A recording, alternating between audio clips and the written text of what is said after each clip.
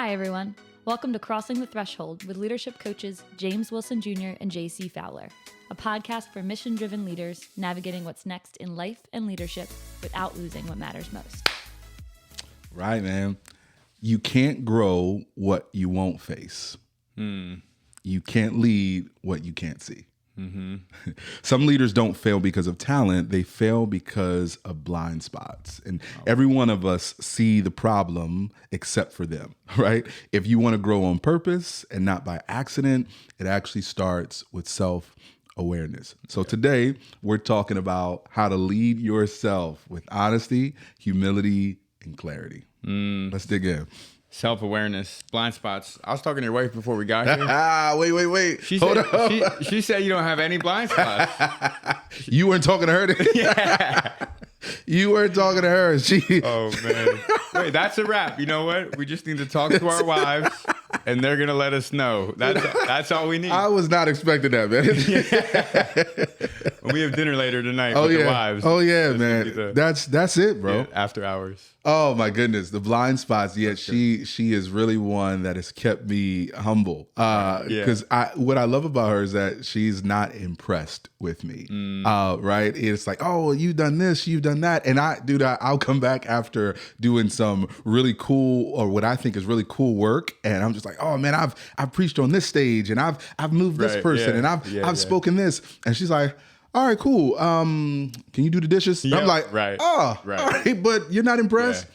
So anyways, man, I think about that and how we need people in our life to humble us and to teach us these blind spots. I was thinking about it before we dive into the conversation. I was thinking about this and a moment I had, and I probably shared this moment before, but I was in this staff meeting. I was leading this staff meeting, and I was super passionate. And one of the things with me is that when I get excited about something or I get passionate about something, my hands start going. Yep. My inflection is moving, and I actually become very persuasive, and I can become convincing. And right, I'm leaning in.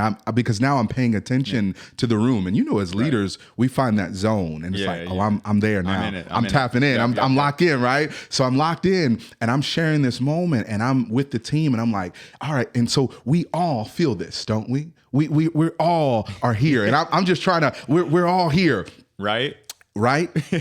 And one of the staff kind of took a break or paused for a moment, slipped up their hand, and I'm like in it. I'm just like, all right, we in it. And she says, no, that's just you. Oh gosh. And I was, at the moment, you start going through the tapes and the mental judo and everything else. And I'm just like, oh, man, she just doesn't get it. And maybe something's wrong with her. And she always shows up like that. And she's always doing this. Right. What I didn't realize was she was highlighting something that I was actually unaware of. That every time I showed up in a space, I was assuming that these people would be the same, they would have the same passion or the same empathy that I had for things, right? So this was forced empathy. Sure. And what it was that she wasn't passionate about this thing, not because she wasn't passionate about it, because she didn't know it like I did. Right. And she didn't have the same information. And it wasn't something that she really enjoyed. Right. And so I was trying to force this passion on her. And so that was a major blind spot for me because speaking of my wife, I've probably done the same thing to her. Like I'm very convincing and I'm very persuasive and I get really passionate, not realizing, is this person actually on the same page that I'm on? Right. Or have I just forced them into a decision? So here's the crazy part about that story is it's not that you intentionally missed her. In fact, you were trying to do the complete opposite. Get her excited about the initiative. Yep. I know you're not intentionally missing your wife. Yes.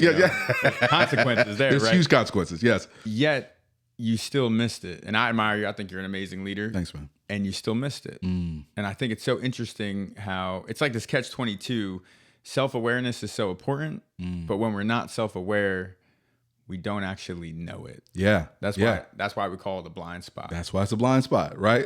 I can't see it. Let's do this for our listeners. Here, I came up with this. I was doing a little research. All right, let's define self-awareness. Do it. So Tara Well from Psychology Today, doing some research on this. Here's how she defined self-awareness. Self-awareness is the ability to recognize and understand your emotions and behaviors, key, and how they affect others. Yeah. And then she goes on to break it up into 2 parts. She says it encompasses internal self-awareness, Yep. knowing your values, Yep. passions, and impact, Yep. and external self-awareness, understanding how others perceive you. Yep. What do you think? You think she hit it? I think she's on the money. Every leader, every time my wife makes fun of me because I was pointing to it for those of you who can't see, but I carry a book bag everywhere I go, right? A book bag. And my wife makes fun of me. She's like, oh, you're just such a kid. Why are you carrying a book bag? You need a briefcase, yada, yada, yada. And the thing is, the book bag is able to carry the things that I need. Right. And so the reality, though, is what I have to come to grips with, and what I think Tara Wells hitting on so much, is that every time I show up somewhere, I show up with what I'm carrying. Right. Right. Every time I show up with what I'm carrying. And what's interesting is that I'm not just showing up with what I'm carrying, right? I think we've got to lean onto that. It's what I'm carrying, my education, my skills, my talents, my abilities, what I learned here, the experiences I have had. It's not just the experience, but it's the explanation I've given to it, right? So it's not just what I show up with, but it's also who I show up with. Like here's the part that we often miss as leaders. Every time I show up in the room, in my book bag is the stubbornness of my grandma. In my book bag is the charisma of my grandfather. Right. In my book bag is the playfulness of my mom. In my book bag is also the intensity and the seriousness and the persuasiveness of my dad. What's also in that book bag is the good, the bad, the ugly, my trauma, my experiences. I bring all of that every time I show up to a space. And leaders, we love showing up to spaces, but we never pay attention to what we show up with, the internal self-awareness. And then I have to realize, my wife gets on and there's like, I bring that book bag and it takes up space. Right. And so now when we just got off an airplane, she doesn't have room for her foot because I've put my book bag in the place where she was going to put her foot. So every time I show up, I'm not just showing up with what I have.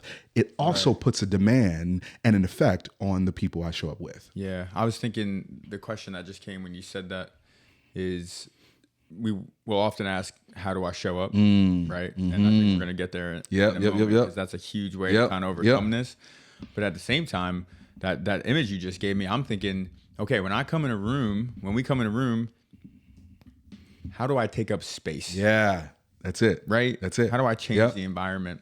So we have all these experiences, we have all these things, we have all these people that formed us and shaped us. What I've also learned is that it is often our hopes, expectations, and desires, oftentimes unvoiced, that really shape how things are going to go. Like the example you gave, well, I'm expecting everyone to be on board. I'm hoping they're going to be on board. My desire is that you would be as excited as I am. That's good.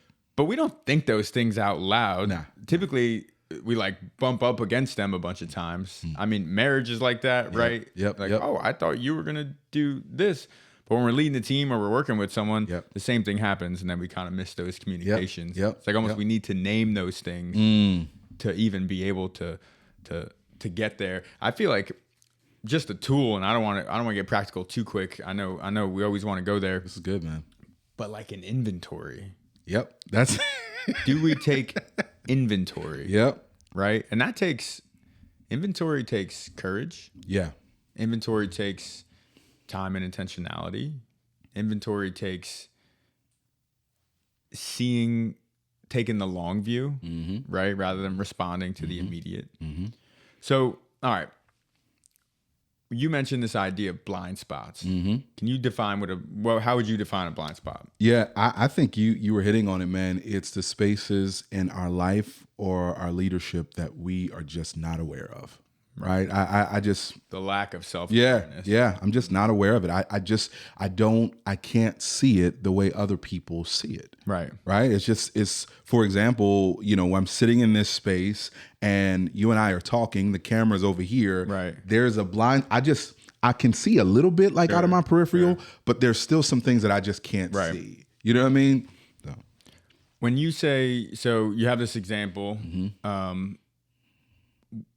that's like a blind spot moment. Yeah. But tell me about Tell me about a blind spot that you discovered. Because you know what I learned about these blind spots is they keep coming back. Right? Like a blind spot. Even when I I can't see over there. Yeah. When I turn my head, I still can't see over there. It's like you're driving in a car. It's always going to be your blind spot. I'm not saying that's always the case. Yeah. But what for you has been a blind spot that you've had to navigate in your own leadership? You know what I think it is? You mentioned something, but blind spots mature. Right? You know, it's like they seem to mature and they evolve. They take on different faces, but it's the same thing. Right. I'll share another story and it'll point to one of the blind spots I have. And so even the fact of me saying it, I don't know if it's a blind spot as much as it's something I avoid dealing with. Right. I'll never forget being in college. I was in the Army ROTC.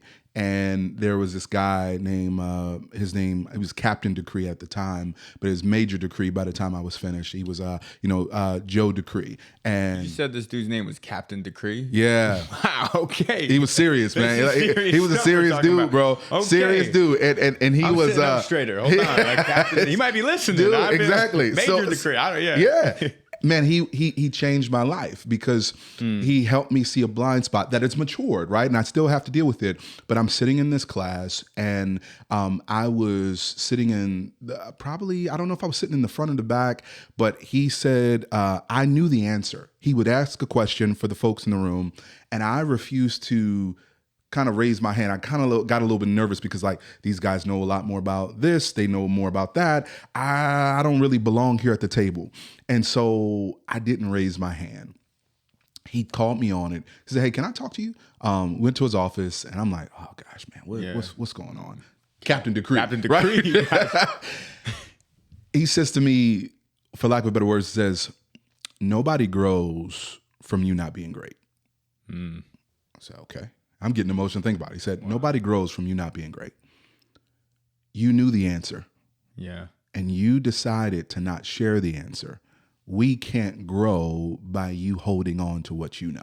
But by not sharing what you know. Nobody grows from you not being great. And he says, next time, share what you got to share. Right. Say what you got to say. We need to benefit from that. So what he was highlighting for me was, man, what he's highlighting for me is 17-year-old James.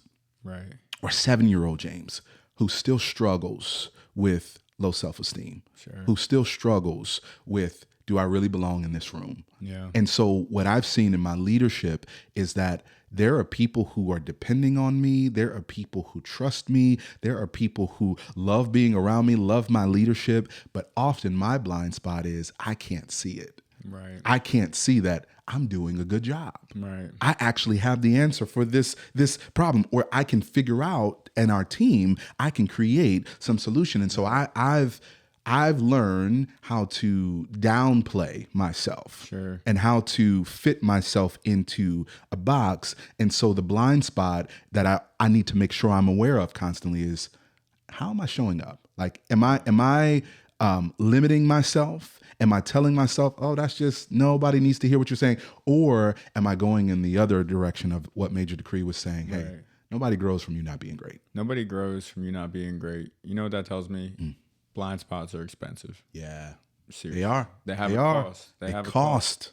Yeah. Wow. They've cost initiative. They've cost leadership. There's been moments we could go past this. But because I was afraid, really, of actually stepping into that lane of greatness, because what I don't want to do is I don't want to disappoint people, right? I don't want to, I don't want people to not be impressed, right? And so I'm a 3 on the Enneagram, right? It's about achievement, but that achievement is tied to the sense of, how do people see me, right? So the blind spot I constantly have to come back to is, wait, am I just doing this for somebody's approval? Or is this what's really critical for the mission? Is this what I need to do? Right. Or am I just playing it safe? Because I'm not risk averse, really. Right. I'm like, dude, I've my family and I have moved 8 or 9 times. I'm not risk averse. Yeah. I've stood on stages that most people would cower at. I'm not risk averse. I am, though, a people pleaser at heart. Sure. I am someone that's trying to gain approval. And so the blind spot for me is often, okay, am I doing this because I'm afraid of what they'll say about me? Right. or am I doing this because I know it's the right thing to do? Right. Just to reflect back on that, I'm an Enneagram 8. So this need to appear strong or not be weak. Yeah. Appear weak, as, like it's defined. Yeah. And so that blind spot you have with this need for approval, like why am I really doing this? Yeah. And I can't see it because it's so muddy. It's so yeah. For me, it's more of like I always tell people, like the line between tough and stupid. I don't know. I can't see it. I just can't see it. Yeah. So sometimes I will do things, whether or not they are the most impactful, the highest priority, make sense just because they're hard. Like, why'd you wake up at that time today? Well, I thought I had to. I needed to be strong. Yeah. Well, would you have run further faster if you got more sleep? Right. And so all of a sudden this kind of holds it back. Or for me, it would be like, well, I don't want to share that I had a bad day with my team because I don't want them to think I'm weak. Yeah. When really what we know is right. People connect with your weaknesses. That's it. And so there, for me, that's the blind spot. Here's the crazy part. So as I was doing this research, yeah. This is good. Tasha Urich, an organizational psychologist. This is gonna hit hard. Yeah, let's go. This is a word for you and I. 95% of people think they're self-aware. I'm like, yeah, I think I'm self-aware. Yeah, I know this. I got this. Yep. Only 10 to 15% truly are. That's real. Wow. That's so real. That's so real. So then it goes, okay, self-awareness is critical to leadership. Yeah. Everybody agrees on that. Yeah. Right. The best leaders are self-aware leaders. Yep. Yet we have these blind spots. And by definition, a blind spot is something that we cannot see. Just can't see it. The opposite of self-awareness. Yep. And so the question would be, okay, how do we navigate blind spots? What do we do? So what's one thing? Give me you hit on it, man, but I think it was so good. I almost wanted to circle back to it. Yeah. That jargon. There it is. Circle back. Inventory, right? Right. To take an honest inventory of where you are. And I think that takes courage, like you said, because I've now got to face the things that I was unwilling to face. Yep. Because again, it's not that, you may have someone saying, this is a blind spot. We were talking about, hey, how do you know it's a blind spot? Some of it is that you keep tripping over the same thing. Yeah. Right? I heard this story years ago. I forgot who told me about it. But there was this dancer, and this dancer was the most world-renowned dancer. She shows up to the most beautiful place to do her dance, and she gets to this spot where she's doing her thing. She gets to her spot and she falls. She had practiced this dance tons of times, but she falls. All right, so they're thinking, man, what's up with her? What's going on? They bring in another dancer who is this world-renowned dancer. She's been practicing for years, and she gets to this spot and she falls. Yeah. What's going on? They bring in another dancer who is this world-renowned dancer. He gets to the spot and he falls. Finally, somebody has the nerve to say, what if it's not the dancer? What if it's not the place? What if it's the floor? Right. And they finally realize, like, it's the floor. And so I think what happens, what we need to do as leaders is take an inventory, an honest inventory of, okay, what am I bringing to the table? What am I bringing? Who I show up as? What do I have? But not from a posture of judgment. I think that's dangerous. Yeah. When we often, oh my gosh, I'm just a terrible leader. No, that's extreme. Yeah. Right? The better version of this is, I showed up today. Yeah. Something didn't go right. What happened? Yeah. What am I feeling? So I think if we can have regular rhythms of that, regular rhythms of taking inventory, like I've found, I just came back from speaking and I enjoy doing it, right? So I preached, I did a youth retreat. I did that. It was a bunch of leaders there. Then I preached on Sunday. And the couple days before that, I was in another like networking, marketing at an annual conference. It was really cool. But I was feeling so charged up. As I was on the train, I started feeling a little anxious. Yeah. I'm like, what's going on? Yeah. So I'm learning now to take a pause and say, okay, what happened? What really happened? Oh, this was good. This was good. Right. Also, what was I feeling in the moment? What's the fear that keeps showing up? Right. What have I been running from Right. Who's in my all of those things. So I think if we take just some clear inventory, and not from a place of judgment, but a place of understanding. Yeah. I think that's really critical, because you can't change what you don't understand. Right. So that's true. Yeah, I'm good and I want to grow. Mm-hmm. Where are we stuck? Where are we stumbling? Mm-hmm. I even think, where are we experiencing resistance? Yeah. And for me, that's a word, because I think resistance is like, well, that's what you push through. And I think we should do hard things, period. Mm-hmm. And we need to pay attention to resistance. We have to. Whether it's inside or externally. Good, man. That's good. What's going on? That's good. Here's one that has been helpful for me and is still hard to palate sometimes, still hard to swallow, is my team said this to me the other day. They said, and this is a proud leadership moment, so, whatever. Go for Not it. to be prideful or boastful. Go for it. But they said, well, JC, you love feedback. I said, I don't love feedback. No, I don't. I got feedback today from my superior, and I had to go, okay. Yeah. I'll take that. Yeah. This is a good thing. This is a helpful thing. Yeah. This is a good thing that's going to help me grow. This is going to help me see my blind spots. Yeah. And so feedback is so helpful, even though it can be hard to swallow. Yeah. But I don't think it's like feedback by mistake. I feel like a lot of people's image of feedback is like, oh, well, here, fill out this form. Yeah. We got you this thing. Yeah. And that's just not true. Yeah. Like, the best feedback happens in the hallway, not like, James, come and sit in my office. Yeah. Like, granted, Captain Degree. Decree, Yeah. he had that. He could speak into that. Yeah. But I think we kind of freak people out, and it makes them hard to receive that Yeah. feedback. If that's always our go-to. Yeah. Like, coming to the principal's office. Yep. You're gonna sit down. We need to have that feedback. But also, I think the key to feedback is, one, being willing to receive it, but two, showing up as a person that people are willing to give it to. If I give you feedback and you bite my head off, or you deny it vigorously, and I tried to give it in a way where I thought you could receive it, and maybe I wasn't great, but I tried. Yeah. Well, I'm like, I'm not giving that dude feedback. That's not helpful. It's not helpful. That could be a blind spot for him. Right. Yeah. Blind spot. Create a feedback culture. And I also think we think accountability and feedback happens always top down, and bottom up is great too. But I think the magic of feedback is where, when you have a team that does it shoulder to shoulder. Yeah. Yeah. Where the leader can sit in the room and someone misses the mark, or someone's behaving in a way, because like performance things are easier to talk about than behavioral things. Absolutely. It's one thing to say, like, James, you were late on that deadline. Yeah. It's another thing to say, James, your breath stinks really bad, and it's actually messing with the client. Yeah. And right? That's how do we deal with that? Yeah. Bad breath blind spot is so real. No, for real. But you on it today, man. But okay. I think feedback is so important. Yeah. And that's one of the ways. You talked about these blind spots that I think, blind spots can be things that we avoid, right? That we actually put the blinders on. I'm putting blinders on. Yep. Which is cool, because then we have the ability, once we identify those things, if we have the courage, take them all. Yeah.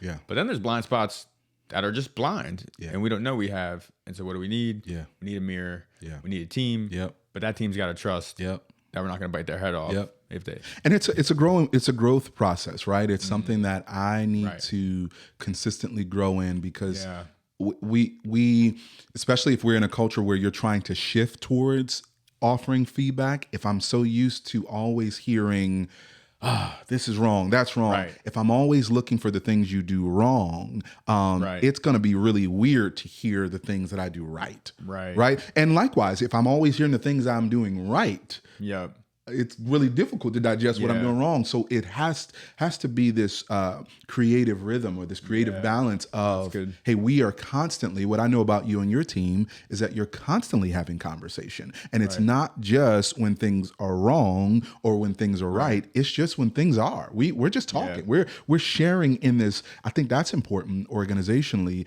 is we've got to be able to share in the mission, right? We've got to be able to share in the vision. And if I have this shared leadership, really, feedback is going to be, it's inevitable. Like we just, okay, cool. And knowing, here's I heard someone say, man, because what I feel like we're dancing on is that feedback can often cause conflict, right? Feedback can cause conflict. And it is conflict. It's right. Yeah, it's friction. Right, and my ability to get back from that really shows the depth of the relationship. Yeah. My ability to move from that. So I think there's some layers to it, because who I get feedback from is important. Yeah. Right. So Major Decree had enough relational capital with me to share something that was really challenging and hard that he saw. And it was like well received. Yes. Where there are some leaders who are now, because of their position, they assume that I can share this feedback with this person. Right. And then it comes across like, I'm not hearing that. You don't, because you know why? One, I don't trust you. Trust is right? Yep. Two, because I don't trust you, I also know that you don't understand me. Yep. And so I think that, man, I was just on a podcast recently, this cool moment, that we typically harm in hurry. Yeah. Right? Like we harm the most in a hurry. And so if I'm so used to you being, and I'm just thinking of some personal experiences, if I'm so used to you being my senior leader and you're moving and shaking and doing things, which is great for the organization, but you haven't really spent and invested time in me, and now you want to share some concerns or feedback, we gonna have an issue, because even the best leaders are gonna rise up in those moments. Yeah. So, and expectations are huge. I mean, I've seen someone in a relationship with their supervisor where encouragement, like you were talking about. But then when the feedback would come, because it was so irregular and it was never a conversation, it would be like, what is this? Wow, you must have really been upset. It's like, no. They don't have that regular, feedback, which I think is so important. You were talking about something earlier before we got on today about forced feedback. And I have two thoughts on that. One is, you ever hear of an Odysseus pact? So Odysseus, like Iliad and Odyssey, he's down across the sea, and the sirens, these like mythical creatures, they have this beautiful voice. They're so beautiful that you jump off the ship and go into the water. They're like mermaids usually. Right. And Odysseus says, okay, I want to hear their voice. Tie me to the mast. And no matter what happens, no matter what I say, don't let me off. So he made a decision. He had a conversation before the event that said, no matter what happens here, this is going to be the outcome. He sold out beforehand. And I think we can do that with feedback too. That's good. To open the door for someone to say, hey, James, here's me saying this in real time. So I don't know if I said this to you yet. You have permission to give me feedback always. So now it's easier to receive almost in a way, and maybe this is just me playing on my own ego, but because I already told you to do it. I gave you permission. Now the future conversation can stand on the foundation of the previous conversation. That's good. And we can look back at it and you can say, hey, JC, remember you told me I can always give you feedback? Well, I love you. I want to see you grow. Here's what I saw. Great. So I think we can force some of the feedback in that, but even just enter into whether it's a coaching relationship, a therapist. That's great, man. A trusted confidant. That's great. Somebody who we actually like put in the feedback seat. And say, I'm coming to you to grow. For this reason. Here's what I recognize. The only way I grow is if you help me become more self-aware. You help me overcome these blind spots, which is going to require feedback. Dude, I think that's so brilliant. I think also I would tag on to that, we were hitting on it, inventory, and we were talking about Enneagram. I think taking some assessments are so brilliant. Like I know you work with Working Genius and things like that with Pat Lencioni. Like those type of tools have been so helpful to sit with it. And again, it's not from a place of judgment. It's just from a place of awareness. Like, oh, this is why I show up that way. Oh, this is why that person's been affected by that. Right. And not that those things, those assessments, because the other danger is sometimes we allow those assessments to become labels or our identity. Right. And then we don't have room to grow. But it is a good starting point. It's a great starting point. If somebody is saying, I'll never forget, man, just I've taken a few of those assessments, but one that was really helpful is when you were talking about the Working Genius, you were like, yours is wonder, and I forgot the other one, invention. And I'm sitting there like, oh, that's why I always have these ideas. That's why I really love the ideas. I don't like when we start getting into the weeds of things and I got to do this and I got to do that. And again, I'm thinking through of a supervisor. A supervisor may be really frustrated with this person, right, because it's like, or a leader may be frustrated with the person they're leading because like, how come they're always showing up this way? right. Meanwhile, that's just who this person is. And so some of it may be a blind spot for them, but it also could be a blind spot for you as a leader to say, right, I don't need to be working with everybody who's just like me. right. Does that make sense? So, dude, that's a great thought, that we birds of a feather flock together. Yeah. I like all these people. I work with some organizations sometime and I'll be like, oh, your entire C-suite, the entire executive team all have the same geniuses in the working genius language. Yep. And you all have the same weaknesses or frustrations. So no wonder. I'm like, this is not, no wonder why you guys never get anything done, because everyone wants to live at 30. Yeah, we can't do it. That's so true. That's sometimes our blind spots come in the way of the things that we're really good at. Yeah. Because they come so naturally to us, or we gravitate towards. Yeah. We don't even realize. I was frustrated with my team. Why are you guys not inviting these people to do this thing at this place? And they're like, we didn't even think of it. I was like, you didn't even think of it. And then I had to remember, galvanizing is a genius of mine. That's what I do naturally. Yeah. That's actually a frustration Yeah. of theirs. Yeah, man. All right, so let me try and land the plane. Yeah, let's land the plane, man, because we could go on. So here's what I'm thinking. I'm thinking leaders need to have the courage to dismantle their own blinders. Yep. We gotta pay attention to where we're getting stuck, where we're tripping up. Yep. And to grow in self-awareness, which is absolutely essential, we need to create spaces where others can help us become self-aware or we utilize tools. Yeah. And so I would say for any leader listening, if you want to cross the threshold and take that next step in your own self-awareness, here's a question that you can ask. Next time you're with a trusted friend, someone you work with, a supervisor, That's good. Ask this. What's it like to be on the other side of me? It's powerful. And then you'll probably have to say, no. I really want to know because I really want to grow. That's it, man. What's your closing thought? Man, you stole it, man. I think that, this idea that you can't lead what you can't see. Awareness is the beginning. Self-awareness is the beginning of leadership. That's good. Yeah.